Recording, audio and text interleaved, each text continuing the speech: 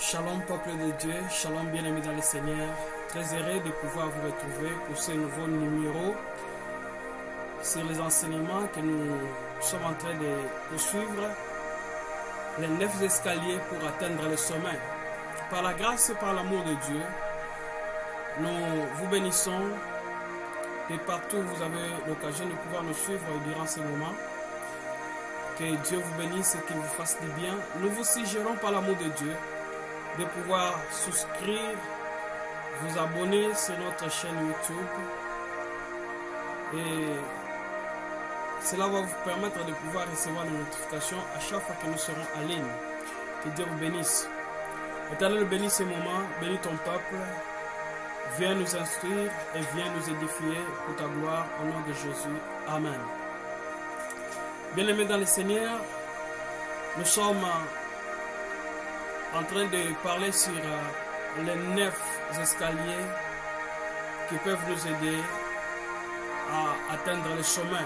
Nous avons eu l'opportunité de pouvoir vous enseigner sur le premier escalier. Aujourd'hui, nous allons vous introduire le deuxième escalier. Le deuxième escalier, c'est celui que la Bible dit dans le livre de 1 Samuel chapitre 16, le verset 17 jusqu'au verset 18.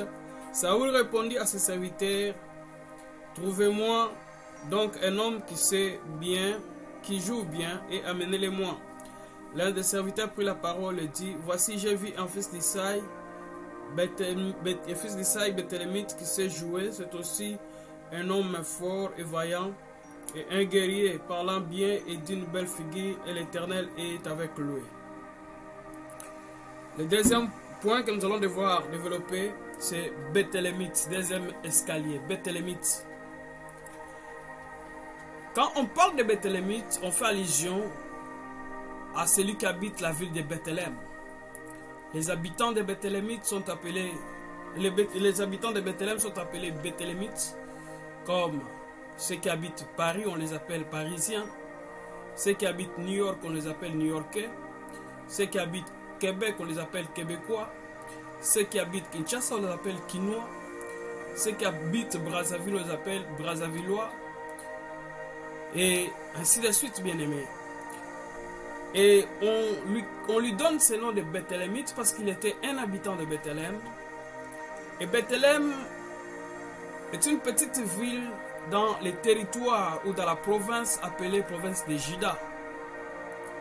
Nous savons que Juda est le fils de Jacob et le quatrième fils de Jacob, né avec, par la grâce de Dieu, avec sa femme Léa.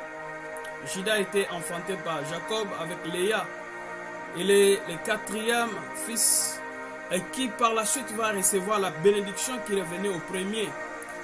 C'est Juda qui recevra la bénédiction du fils aîné, lui qui est le quatrième, mais qui sera considéré comme étant le premier de la famille.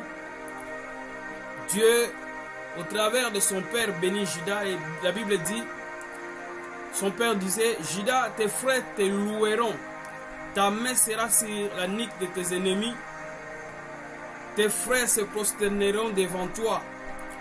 Juda, tu es comme un jeune lion.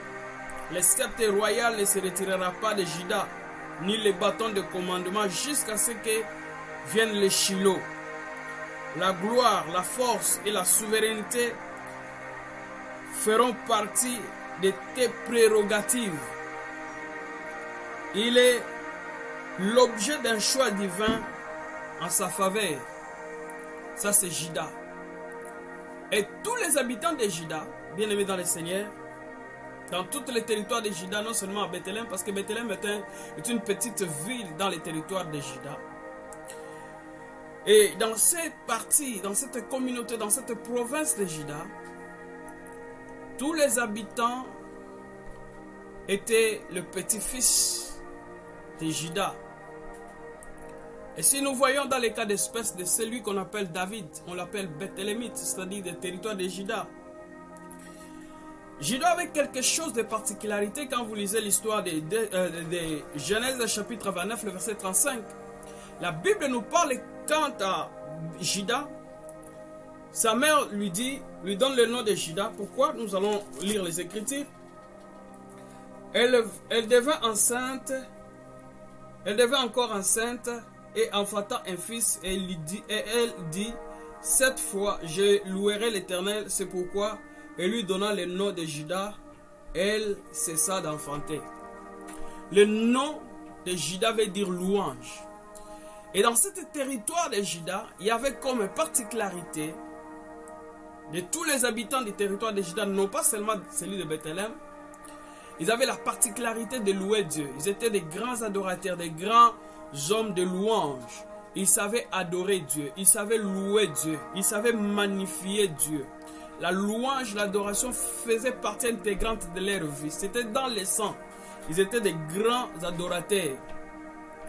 Des hommes qui adoraient Dieu, qui louaient Dieu.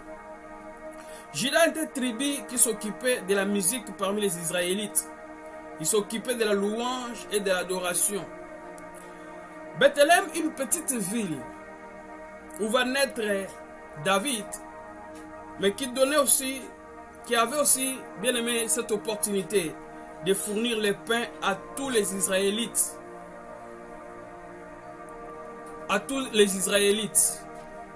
Pendant que le pain était l'aliment préféré des Juifs, une ville minimisante et négligée, mais qui avait de l'impact en ce qui concerne le pain.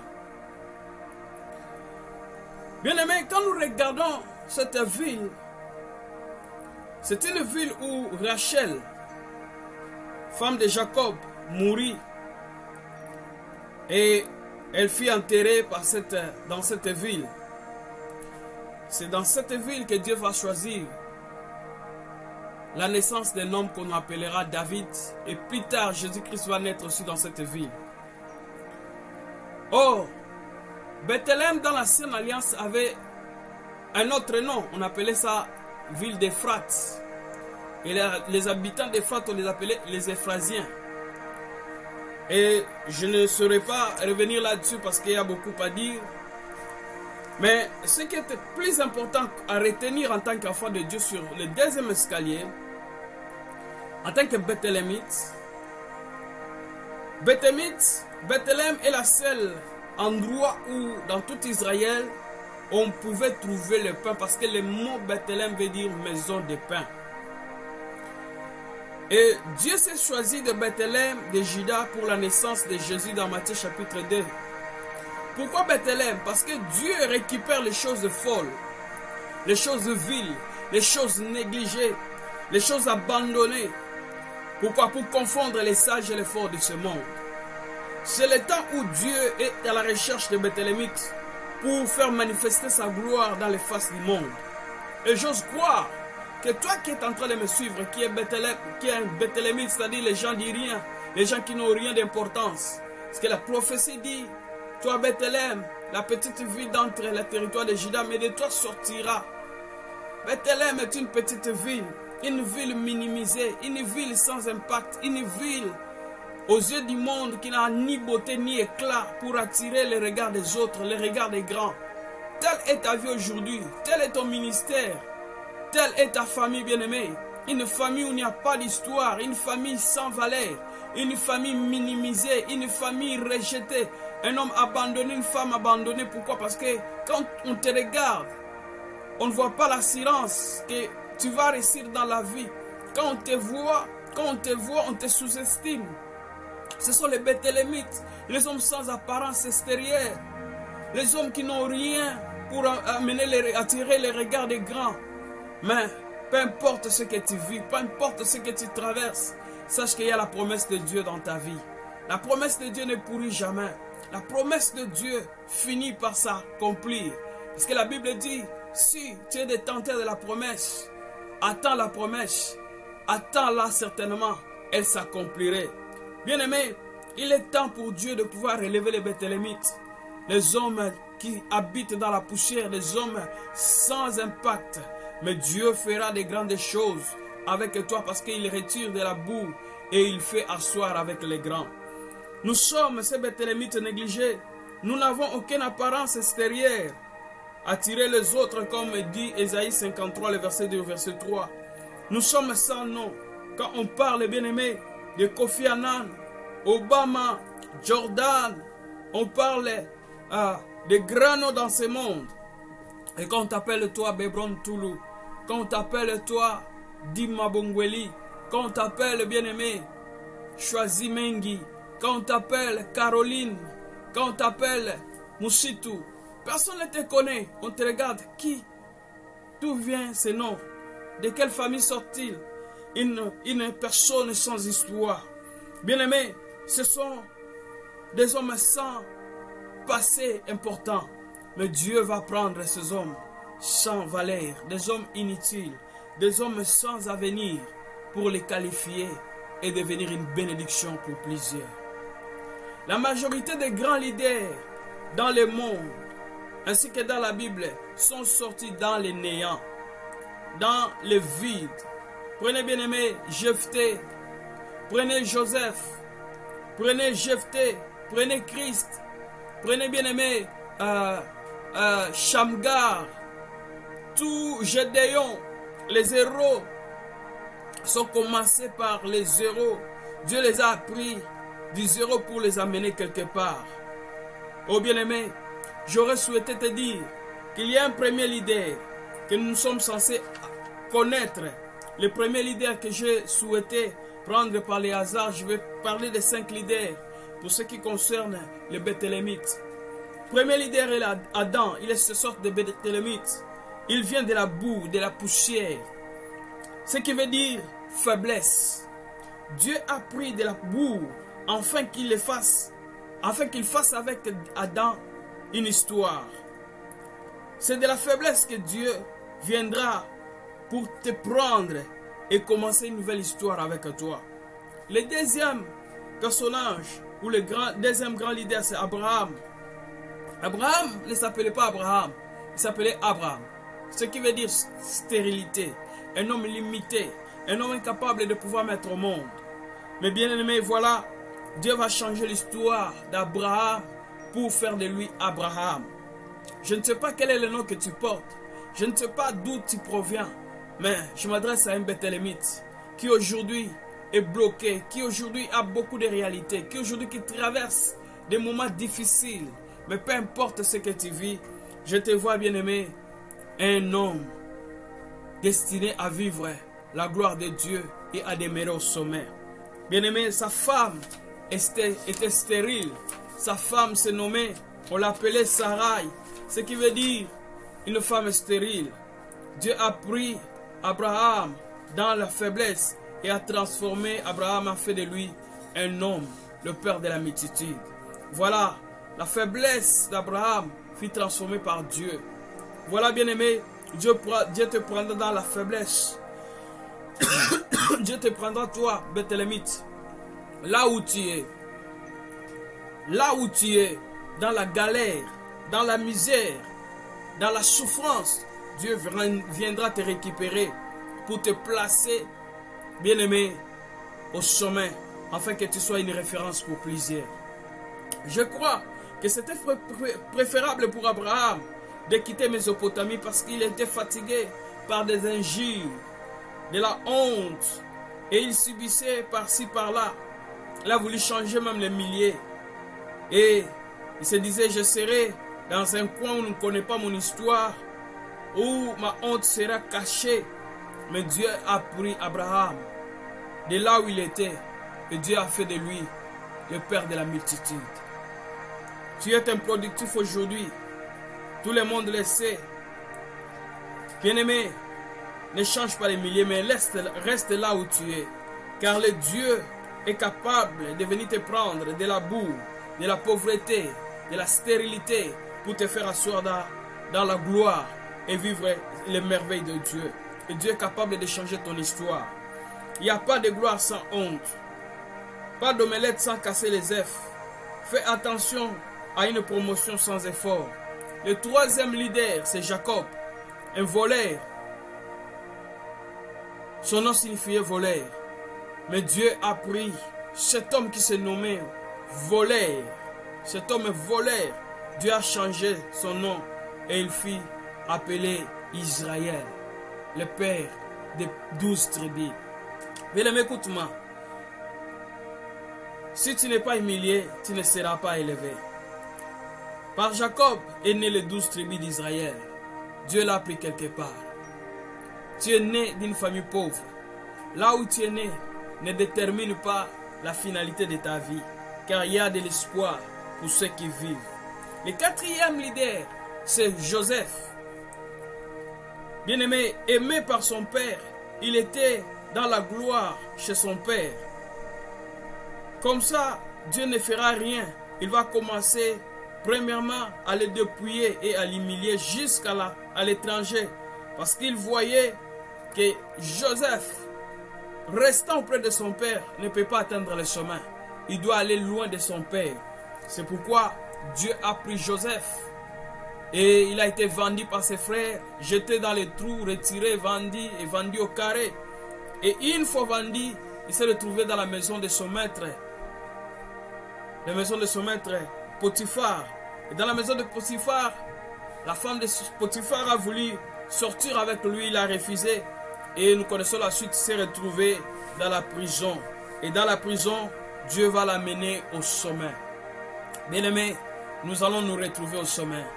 Toi avec moi, les rendez-vous, c'est le sommet. Nous allons nous retrouver au sommet, pas ici. Au sommet, nous aurons le temps de pouvoir parler et nous parlerons en long et en large. Si tu refuses d'être bien-aimé Béthélémite, Dieu lui-même va te dépouiller afin de t'élever pour que la gloire revienne uniquement à Dieu. Dieu va enlever ta honte. Dieu va changer l'histoire de ta vie. Dieu fera de son mieux pour que tu sois élevé. Et que ton élévation ne sera pas fonction de tes relations avec les hommes, mais ton élévation est fonction de la grâce de Dieu dans ta vie, est fonction de la bonté de Dieu dans ta vie, est fonction de l'œuvre faite à la croix, l'œuvre de la croix de Dieu. Le troisième leader, le cinquième leader, j'allais dire. Le cinquième leader, j'allais dire, c'est Moïse. Né dans des difficultés, il fut un esclave. Il fut abandonné au bord du fleuve. Et là, il a fait les connaissances, bien-aimés. Il a fait la connaissance avec les moustiques, avec les grenouilles, avec les insectes de toutes sortes. Il était au milieu d'un danger. Il était au milieu d'un danger. Et bien-aimé, là où il a fait connaissance avec les moustiques, gloire à Dieu parce qu'il n'a pas été jeté à la montagne, il n'a pas été jeté à la colline, il n'a pas été jeté à la boue, mais il a été jeté dans l'eau. L'eau, c'est Jésus. Il est tombé entre les bonnes mains. Oh bien-aimé, laisse-moi te dire, il se peut que tu as été aussi rejeté, tu as été abandonné, mais gloire à Dieu parce que tu es tombé entre les mains de Dieu, le Dieu.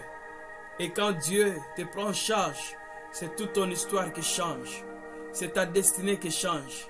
Et c'est la gloire qui va atteindre ta vie. Et Moïse, Dieu a fait de lui un homme Dieu devant Pharaon. Et c'est lui qui deviendra le premier leader africain qui va sauver les Israélites. C'est un Africain parce qu'il est né en Égypte. Mais il était un Africain juif qui a sauvé les Juifs pour les faire sortir, bien aimé, de l'esclavagisme physique dont faisait, bien aimé, Israël, faisait souffrir Israël dans la terre étrangère. Il fut libérateur et président de son peuple. Il y a beaucoup de leaders que nous pouvons citer. Jephthé, Jésus et parmi tant d'autres. Jésus est né dans un endroit où personne d'entre nous ne peut souhaiter naître. Il est né dans la crèche. Quelle honte! Jephthé, fils d'une femme prostituée, quelle honte! Quelle humiliation! C'est comme ça que Dieu nous prend. Bien-aimé, Dieu a commencé avec Jésus dans la crèche et aujourd'hui il est assis à la droite du Père. L'endroit où tu es né, l'endroit où tu vis aujourd'hui n'affecte à rien ta destinée. Tu peux naître, bien aimé, d'une famille pauvre, une famille sous-estimée, une famille sans nom. Mais là n'est pas la finalité, bien-aimé, de ton histoire. Car il y a de l'espoir pour tous ceux qui vivent. Là où tu as commencé, là où tu commences, tu ne finiras jamais là où tu as commencé, mais tu finiras à la droite du Père. Retenez que David fut Béthélémite, mais il a fini sa vie à Jérusalem. Tu es né dans un endroit inconnu, mais tu finiras dans la gloire. Tu es né, bien-aimé, dans une famille sans nom, mais ta position, ta dernière position, tu seras au sommet. David est né Béthélémite, mais il est mort à Jérusalem. Tout en gardant son histoire comme étant Béthélémite pour la gloire de Dieu. Mais il a, bien-aimé, atteint le sommet et il est mort au sommet. Mort d'une mort naturelle. Il n'a pas été assassiné. Quand bien même Absalom cherchait par tous les voies et moyens pour faire périr son père, qui était David, et de pouvoir prendre les relèves, mais Dieu a épargné de mille et mille manières la vie de David pour ne pas être bien-aimé, assujetti ou dominé par l'ennemi. Dieu te défendra de mille et mille manières. Et une fois à la droite du Père, tu défendras plusieurs personnes. Tu défendras les chrétiens, tu défendras l'église, tu défendras, bien-aimé, les veuves, les orphelins. Bien-aimé, laisse-moi te dire, accepte de commencer dans une crèche, accepte d'être un Béthélémite. Dieu viendra là-bas pour t'élever sur le trône. Accepte d'être fils dans la maison de ton père, un Béthélémite, n'envie personne. Tu es né là-bas, c'est toi qui changeras l'histoire de ta famille. Et tu seras un signe et une référence au sein de ta famille. Je m'adresse à toi qui vis des moments difficiles, mais peu importe ce que tu vis, retiens que tu es un Béthélémite. Pourquoi Béthélémite? Parce que Dieu travaille toujours avec les Béthélémites. Dieu sait que David est une école. Dieu sait que David est une école. David est un livre, un dictionnaire que les gens vont consulter et vont apprendre. C'est pourquoi il doit être pris dans la poussière. Nous sommes des livres, nous sommes des écoles, nous sommes des dictionnaires que les gens vont consulter demain. Chaque étape de ta vie est un chapitre de la vie, est un chapitre d'un livre, j'allais dire. Accepte que tu sois pris à Bethléem et tu vas marquer la différence. Tu entreras dans ta destinée. Tu vivras la gloire de Dieu. Tu es différent. Ta destinée est différente. Voilà pourquoi ton histoire aussi est différente. Combien sont nés pour qu'ils soient défendus par leurs parents? Mais toi tu es né, non pas pour être défendu par tes parents, mais toi tu défendras la cause de plusieurs individus. Tu défendras la cause d'une nation, tu défendras la cause d'un continent, tu défendras la cause des chrétiens. Tu n'as personne pour te défendre, mais toi tu seras le défenseur de plusieurs. Il n'y a personne pour te soutenir, mais toi tu soutiendras plusieurs. Oh bien-aimé, je m'adresse à un homme qui aujourd'hui, sans référence, un homme sans espoir. Laisse-moi t'appeler Béthélémite. Être Béthélémite, c'est être de la basse classe. Si on te regarde, tu es sans apparence. Oh, Dieu n'agit pas par apparence, ni par intimidation. L'homme suit ce qui frappe les yeux, mais Dieu regarde les profondeurs, le cœur, l'avenir. Ce soir, je m'adresse à un roi, à un riche, à un baron, à un leader qui marche encore à pied. Je m'adresse à un milliardaire qui n'a même pas un $10 en banque. Je m'adresse à une femme d'affaires qui n'a même pas un $0 comme chiffre d'affaires. Mais peu importe ce que tu es, je te nomme milliardaire, multimilliardaire, chef d'entreprise, femme d'affaires, homme d'affaires. Oh, ça sera possible. Non, bien-aimé, ne regarde pas ton passé, ne regarde pas d'où tu viens, mais regarde la croix. À la croix, il y a une place pour toi. À la croix, il a dit tout est accompli. Car la Bible dit il s'est fait pauvre, afin que par sa pauvreté, nous puissions nous enrichir. Il est possible que tu puisses bien aimé devenir riche. Il est possible pour que tu puisses atteindre. Pourquoi Béthélémite? Tu puisses atteindre les sommets. Pourquoi Béthélémite? Parce que Dieu sait que toi, personne ne viendra te sponsoriser, ni pour te soutenir.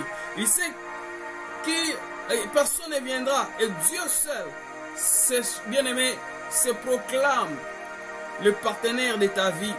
Il accepte de te sponsoriser. Il accepte, bien aimé, de prendre soin de ta destinée. Parce que Dieu sait que quand les hommes vont t'aider et une fois tu seras au trône, les gens vont recevoir la gloire. Et ils diront, c'est nous qui avons fourni des efforts pour qu'il soit ce qu'il est devenu aujourd'hui. Mais Dieu ne veut pas donner la gloire aux hommes. Dieu veut prendre lui seul la gloire. C'est pourquoi Dieu seul viendra pour te sponsoriser et t'aidera à devenir utile, une source de bénédiction pour plusieurs. Dieu fera ainsi parce qu'il partage sa gloire avec personne. L'Éternel veut lui-même être ton partenaire. Voilà pourquoi tous ceux qui pouvaient te soutenir ne le feront pas. Et ils vont te combattre sans savoir qu'ils te poussent à ta destinée, qu'ils te poussent à atteindre le trône en faisant ta publicité, en faisant le marketing. Car ceux qui pouvaient le faire sont en train de te combattre. Afin que tu ne sois pas sur le trône.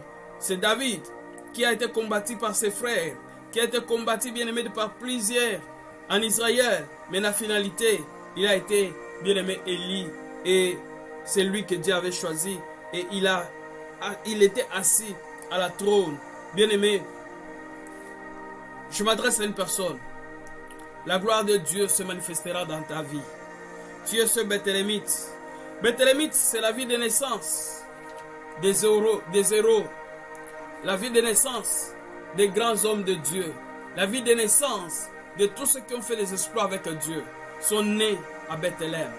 Bethléem, territoire de Juda, une ville de surprise. Les Béthélémites sont des hommes qui surprennent toujours. Des hommes, bien aimés, qu'on peut sous-estimer. Mais ils sont très charismatiques. Ils sont très charismatiques. Ce sont des hommes remplis de surprises. Parce qu'eux, ils croient qu'avec Dieu, nous ferons des exploits. Et il écrasera nos adversaires. Que Dieu vous bénisse d'avoir suivi ces messages de partout où vous êtes. Que la gloire de Dieu vous accompagne. Je vais devoir prier. Éternel, bénis ton peuple. Bénis quiconque a suivi ces messages. Que la gloire de Shekinah descende dans sa vie. Que la manifestation divine, que le merveille de Dieu se fasse voir dans la vie de mon frère et ma sœur, Béthélémite. Que la gloire de Dieu, que la main de Dieu te localise. Que la gloire de Shekinah repose sur toi. Et que tu prospères. Et que tu vois la main de Dieu dans ta vie. Et que l'Éternel puisse te sponsoriser. Dans le nom puissant et glorieux de Jésus. Nous avons ainsi prié. Amen. Que Dieu vous bénisse, bien-aimés. Ne manquez pas de pouvoir vous abonner, de pouvoir souscrire sur notre chaîne. Et nous allons nous retrouver à la prochaine numéro. Que Dieu vous bénisse. Merci.